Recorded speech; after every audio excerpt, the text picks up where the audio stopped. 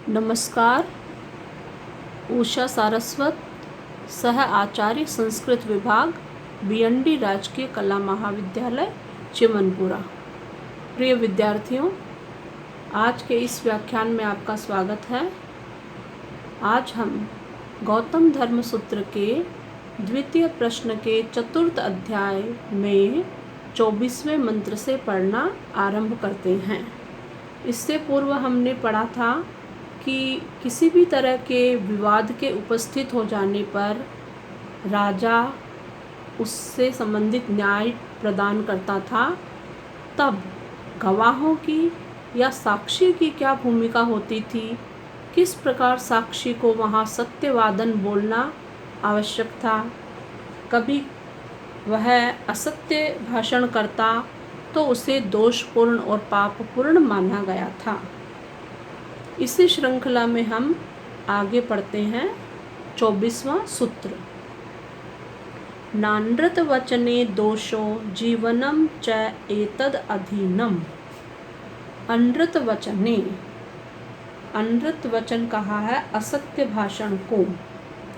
यदि अनृत वचने असत्य बोलने से जीवनम अधीनम किसी के जीवन या प्राणों की अधीनम रक्षा होती है तो न दोष है।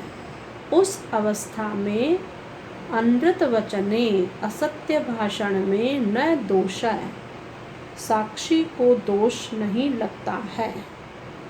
यदि असत्य बोलने से किसी के प्राणों या जीवन की रक्षा होती है तब उस परिस्थिति में असत्य बोलने में साक्षी को किसी भी प्रकार का दोष नहीं लगता है।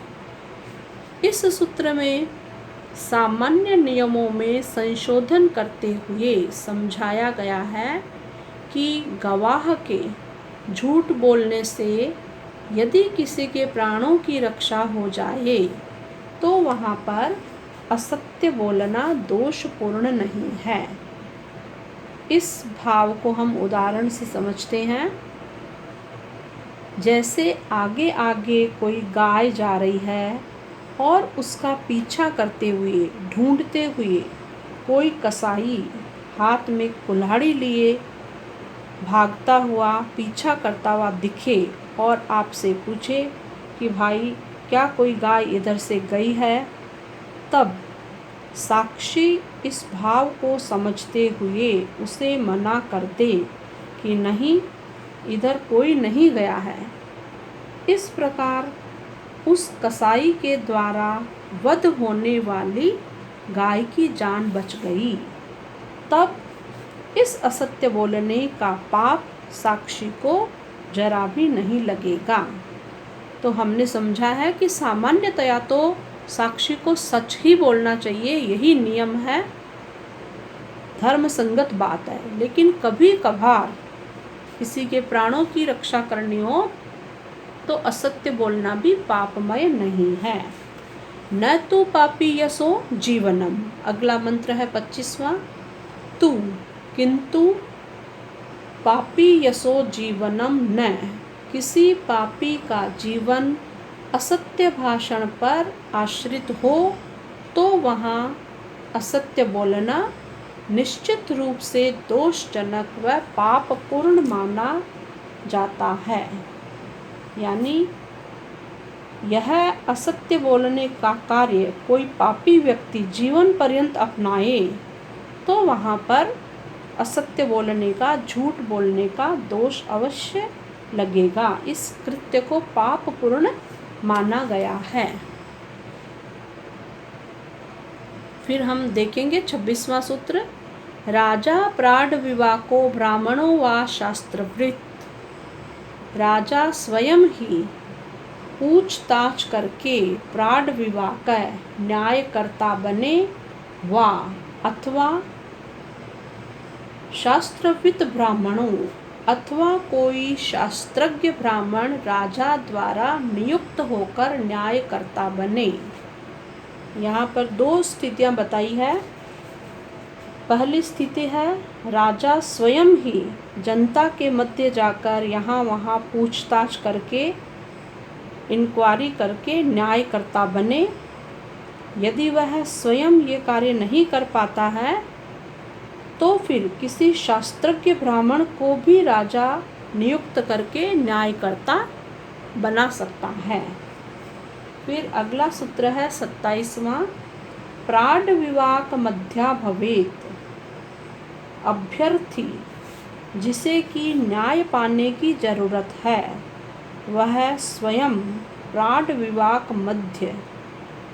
विवाक न्यायकर्ता के मध्या भवेत समीप जाए। राजा को स्वयं अभ्यर्थी के पास जाने या उसे स्वयं बुलाने की आवश्यकता नहीं है, बल्कि अभ्यर्थी को स्वयं ही न्याय पाने के लिए राजा के समीप जाना चाहिए। फिर अगला सूत्र है 28वां, संवत्सरम प्रतीक्षेता प्रतिमायाम। अभियुक्त या साक्षी के उत्तर न देने पर संवत्सरम 1 वर्ष तक उनके उत्तर की प्रतीक्षा करनी चाहिए। कभी कोई गवाह सही उत्तर नहीं दे रहा है, गवाही नहीं दे रहा है, तो 1 वर्ष तक उसके उत्तर की प्रतीक्षा करनी चाहिए। फिर है अगला सूत्र 29वां, धेन्व नडु स्त्री प्रजनन संयुक्ते च शीघ्रम। अब इस सूत्र में बताया है कि इन परिस्थितियों में शीघ्र ही निर्णय किया जाना चाहिए। वो कौन सी स्थितियां हैं? धेनु गाय, नडु बैल, स्त्री या दासी आदि, प्रजनन संयुक्ते और विवाह से संबंधित विवाद का शीघ्र ही निर्णय करे। उपरोक्त विवादों में प्रतीक्षा नहीं करनी चाहिए। इन 4-5 परिस्थितियों से संबंधित कोई विवाद हो तो उस विवाद का शीघ्र ही निर्णय करना चाहिए। वहाँ पर प्रतीक्षा करना उचित नहीं माना गया है। फिर अगला सूत्र है 30वां, आत्ययिके च। जिन विषयों से संबंध विवाद में विलंब होने से हानि होने की संभावना हो उनका निर्णय भी शीघ्र ही करना चाहिए। फिर है 31वां सूत्र, ये इस चतुर्थ अध्याय का अंतिम सूत्र है। सर्वधर्मेभ्यो गरीयः प्राड विवाके सत्यवचनम।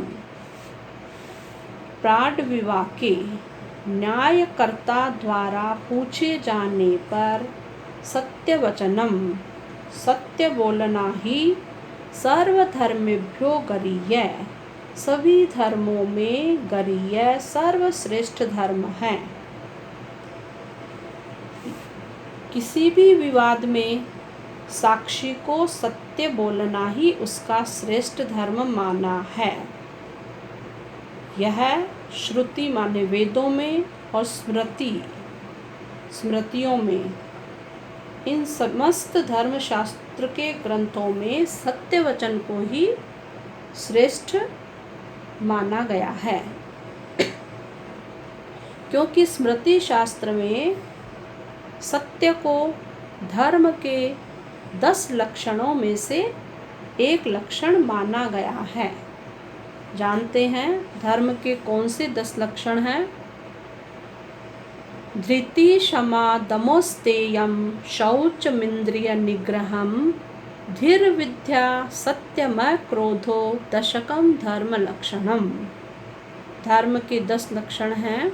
धृति माने धैर्य, क्षमाशीलता, दम है, इंद्रिय निग्रह है, अस्तेय चोरी नहीं करना, शौच पवित्रता, इंद्रिय निग्रह, इंद्रियों का संयम, धीर विद्या, धी माने बुद्धि, विद्या माने ज्ञान, सत्यम सत्य बोलना, और अक्रोध है। अक्रोध क्रोध का नहीं आना यानी शांति। दशकम धर्म लक्षणम, ये धर्म के 10 लक्षण माने हैं। तो धर्म के 10 लक्षणों में से सत्य को भी सर्वोच्च स्थान मिला है। इसलिए साक्षी को हमेशा सत्य ही बोलना चाहिए, यही सर्वश्रेष्ठ धर्म माना गया है। तो विद्यार्थियों, आज हमारा द्वितीय प्रकरण का 4th अध्याय समाप्त हो गया है। हम फिर मिलेंगे अगली क्लास में। धन्यवाद।